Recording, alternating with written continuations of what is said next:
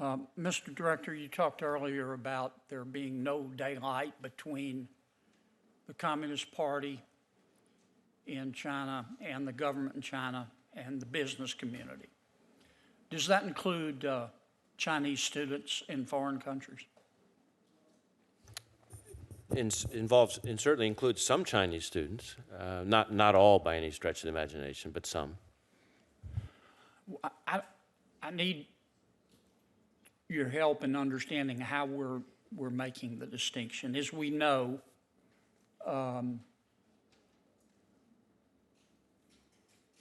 we have a lot of foreign students that come to our fine universities, and our fine universities love them because they pay full freight, they pay full tuition. In fact, some of our universities, I think, are addicted financially to them. When a foreign student, let's just say for example, China, comes to MIT, let's say, and works in a lab there on new technology that is being developed, are we relying on the universities to determine whether the students are stealing intellectual property? Well, I would say the university certainly plays an important role. There may be situations where we, through our investigative work, learn that somebody's trying to steal intellectual property. So then we both play a role. There's a partnership Here's there. what I'm getting to. We have thousands of students coming to universities. Many of them are in research labs. Many of them are privy to sensitive intellectual property. How do we check them? Whose job is it to check them? You can't check, the FBI can't check every single student that comes to the United States. If we're relying on a university to do it, my guess is a lot of them don't know how. And frankly, some of them probably don't care as long as they're getting the tuition. Well, I think you're on to the right point, right, which is there is a role for the universities to play, but we need to make sure that we're supplying them with, you said whether they know and whether they care, whether they have both the tools that we can give them to ask the right questions, to elicit the right information on the one hand, but also to be thoughtful about what of their information is most proprietary, most sensitive. There might be a difference, for example, between a student who comes in to do basic undergraduate work, of course, and a student on the other extreme who's working on some of the most sensitive technological research this country has. Of course. So and then as far as the should they care part of it, one of the things the FBI is spending a lot of time doing is out on the ground engaging with universities, research labs, et cetera, to try to help them understand the nature of the threat, what to be on the lookout for, et cetera. So there's a common defense quality to this. Well, should we not have a rule, Mr. Director, that says, look, if you're from another country, not just China, but other countries, and you're coming to this university to be involved with this research, then the university has to apply for and receive a deemed export license. And don't tell me that the student is just observing. We're going to be cautious here and say, university, go get a deemed export license.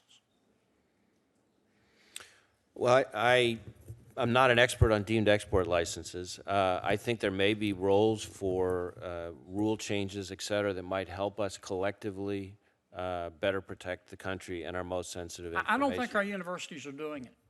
I think some are, and some are doing a good job. But I think others say, oh, it's not my responsibility. And by the way, their tuition check cashed. I see exactly where you're coming from. I guess what I would say is my experience now, and having gone out and about around the country and met with all 56 field offices as well as with partners, including in the academic sector in an awful lot of those states, is that there are a growing number of universities which are much smarter now about this issue than they used to Sure. be. Not necessarily where we need to be. They are, and of course, the cow is out the barn in many respects. The universities weren't shy about inviting Confucius institutes to their campuses. They're glad to have the money. I mean, Australia has the same problem. Many Australian universities are addicted to tuition from Chinese students. I'm not criticizing Australia. Wonderful ally, great country. God bless them. But this has become a serious problem, and I sense you're spread thin. I sense that we're relying on our universities, and it's great to educate them, but as long as those tuition checks clear, some of them aren't going to really participate. And I think what we need is some sort of rule that in these particular technologies, you got to go university have to go get a deemed export license. Let me shift gears. Is the FBI involved in the investigation in Chicago of the Jussie Smollett police complaint? I'm not sure there's anything I can say about whether we're involved in a specific investigation or not. Okay, that's fair.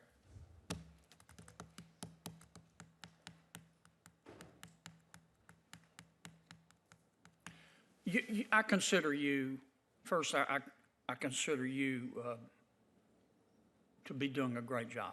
I think you've settled the waters, Chris, and I really appreciate it. Thank you.